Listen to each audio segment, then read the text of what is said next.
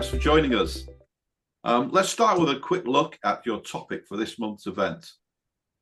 So, Ravi, you've worked on software used by the Department of Defense. What did that teach you about leading teams under extreme pressure? And how can product leaders apply that mindset? You know, it's funny when people think about developing products for military or in organizations that you must deliver. So think healthcare, think insurance. It's not just the military, but there are lots of other verticals that have this issue of creating things that must be delivered fast, but also must be delivered right. Yeah. You know that there's that typical, three pyramid that you look at in terms of constraints. You have to deliver. You can't deliver. You can't get all three, right? It's either cost, it's either you're getting it right or perfect, or you're going to get speed, and one of them has to go. However, there are some industries that you actually do need to get all three right. And so the one thing that I learned from the military is that they're really, really good at balancing those three things. And the one thing that they do for that is I've seen two things. One, they lean heavily on the expertise of the person in the field. So think a sniper, right? You don't micromanage a sniper. And who's your sniper in your team? It's your database architect, right? Or that AI person that really knows deeply his the thing that he or she works on. So they very much put the onus on to the person in the field to deliver the outcome and expectation. That's number one. And number two, the big thing that military leaders rely on is their communication. That is the key aspect of a successful military operation.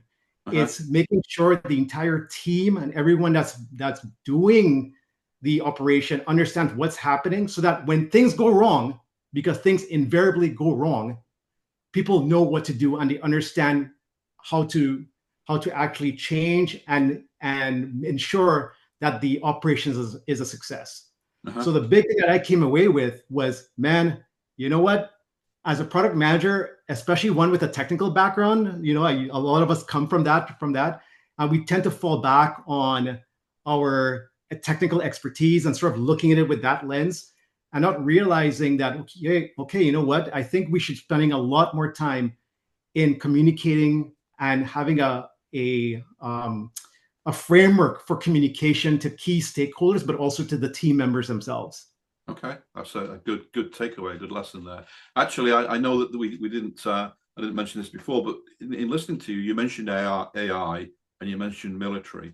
And way back in my career, I actually worked for a company called Franti, which was an old British company, and they did a lot of military contracts. And one of the contracts they were doing was for the Navy. And one of the criticisms of the engineers there was that the tech was typically, 3 or 4 generations behind what was currently available, what was currently state of the art, simply because that was the way to manage the risk. So it's interesting that something must have changed, quite a dynamic now, if you're talking about using AI, which is not, as we all know, is still a big unknown. Yeah. You know what's changed, Andrew? It's the commoditization of AI. It's now our adversaries are using AI. So it's forcing us to accelerate and innovate and adopt a lot faster than we've ever needed to be. It's hard when an adversary isn't just a state actor, but somebody in a basement that can actually affect change at a national level. Yes, yeah. And because of that, the tolerance of risk for what I've seen has sort of come down a little bit more, right? It's come down. I'm not saying that there's still guardrails in place, of course. Yeah. But the risk level has really come down because our adversaries are not stopping. Okay, that's interesting. Okay, another question. Your talk is titled "Ship Fast, on Time, and Without the Option to Fail." Okay, so can you give us a glimpse of one framework, or actually understand your talk is going to mention 6 takeaways? Perhaps you could give us a little insight into what one of these takeaways. Sure.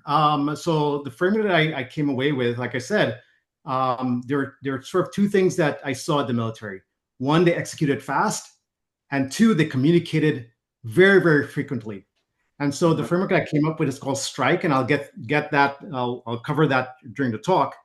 STRIKE. And let's pick one. The first one, the S. It's what I call the single outcome focus. So singularly looking at what is the mission outcome? What are you trying to achieve? And I think as product managers, sometimes we are inundated with a lot of things that's coming down to us. And if you ever look at a backlog or you look at your list of things to do, you ever notice that there's like 5 or 6 high things or even 10 high things? But of all those 10 things, I'm not saying don't work on many things, but of all of those things, what is the one thing that is the non-negotiable, the single outcome focus for your product? Yeah. And so I think that's what that's an example of what we're going to talk about at the talk. Yeah. In one of my previous companies, we used to call them imperatives. So of all the things we could be doing and should be doing, what's actually the mission critical? What are the imperatives? So that would absolutely be mission critical, because in the end, Andrew, like whether or not you you create something with a map or you're looking at a satellite, in the end, it's about the outcome. What is the outcome you're trying to achieve? And that is what that SOF is, single outcome focus. Yeah. Okay. So many of the OPMMA members, they work in very fast moving markets, agile SaaS type of industry. So what's the biggest leadership trap when it comes to balancing speed and quality? So maybe it's back to this triangle again.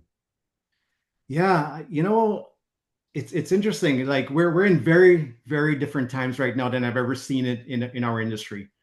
I'm gonna talk about AI just for a second, because I think all of us as product managers, we're working with AI in some form or fashion in our products, or we're meeting it with competitors.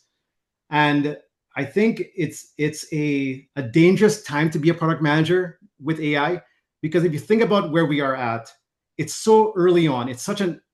We're working in a field that is changing and adapting on a weekly basis. You're working with a technology where the inputs and the outputs changes every week. You're working with a technology where the people that are developing it and your team hasn't been defined. What does machine learning operations look like? Well, we're still trying to figure out what that actually means. So the risk of our products have actually gone up quite high. And the biggest leadership trap I'm seeing is that everyone's getting onto the AI hype and the AI bandwagon. And we're being pushed by investors and stakeholders to kind of go, what's your AI feature? What's your AI feature? And because of the risk of AI, we're trying to bring in AI quickly into our products without understanding not only the value it's giving, but you're really not understanding the risk you're bringing into your product. Yeah. Because the let's say that you understood the value today and it solved a problem today. Do you have the proper framework in place in your product to make sure that a month from now, when the model changes, that your product actually can stand up? Yes. And I'm not seeing that. We're moving too fast for adoption, without making sure that the underlying structures of your product is strong to support it. Yeah, I mean, this links very nicely to the presentation we had last month. Remember with Peter about AI integrity and ethics. So absolutely. And I'll be talking about governance tomorrow, a little bit about ethics also tomorrow. Yeah.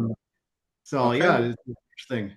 Well, thanks, Ravi. I'm really looking forward to it. So tomorrow night, Tuesday. Okay. So registration is still open. There will be a link in below this video. So we hope to see everybody out there tomorrow. So thanks very much, Ravi. Thanks, Andrew.